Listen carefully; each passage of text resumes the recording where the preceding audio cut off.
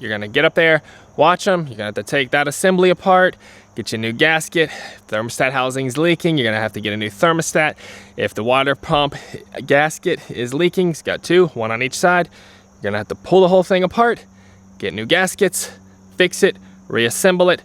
If the radiator's leaking, it's got pinhole leaks, you know, if the hoses leak going into it, if the plastic end caps leak, because they always do, you're gonna have to get in there and fix all that stuff, maybe one by one until you solve the problem.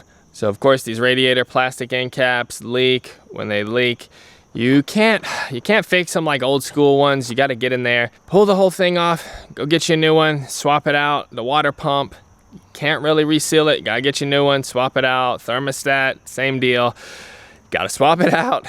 If you got the reservoir leaking, gotta get a new one. The cap, you can get a cheap one and swap it out. But you know, the hoses, they sometimes go bad. The number one problem with these trucks is the heater hose connections. They always leak. They're plastic, they got O-rings, they crack, they get old, they get brittle, and they leak. And that's what appears to be wrong on this. You have these little crossover ports right here. There's one right here, one right here. There's a tube that goes along here. They have little seals, and they're like a metal washer with an integrated seal. They can leak right here. Very difficult to find unless you know what you're looking for. Then if we go to the back of the engine right here, you also have some crossover points here. So yep, here it is right here. It's a block off right here.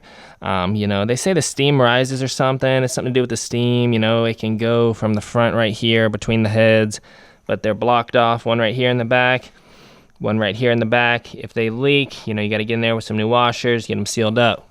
Then you have the coolant temp sensor right here. That can leak. If that leaks, it's a crush washer. You get a new coolant temp sensor and swap it out.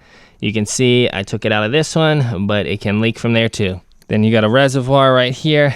So it can leak from the bottom right here where the sensor goes in. That's your coolant level sensor. You know, it's plastic. These can go bad. They can leak. Got to get a whole new one. Swap them out. And then you have the throttle body up there. So the throttle body has these ports on it right here. You got hoses that go on here. Got a little bit of coolant.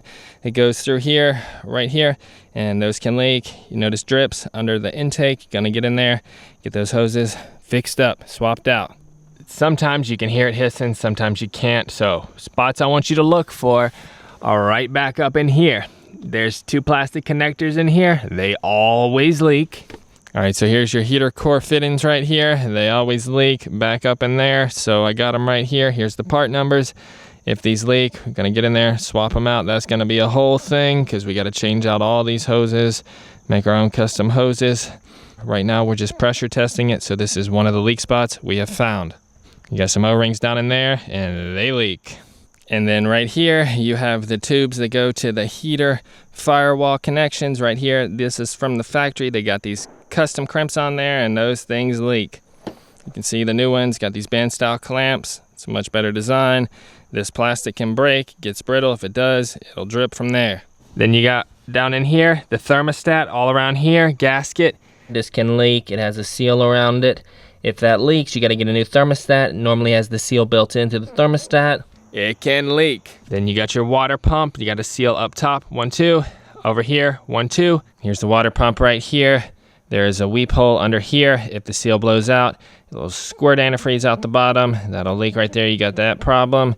You can look for antifreeze all down under the engine. You have a mating surface right here with a gasket. Then you have another one right here, and it can leak. Then if you're really unlucky, under the dash and here, you have the evaporator core. That thing can leak like crazy. If it does, the carpet will be soaked. You got to get in here and get it swapped out, and that is the worst problem, probably up there with a head gasket to fix on these trucks. This carpet's dry, so it's not soaked. I don't believe that's the problem. Make sure to drop me a huge thumbs up down below. Don't forget to subscribe for more Chevy truck tips in the future. I got plenty more where this came from. Later.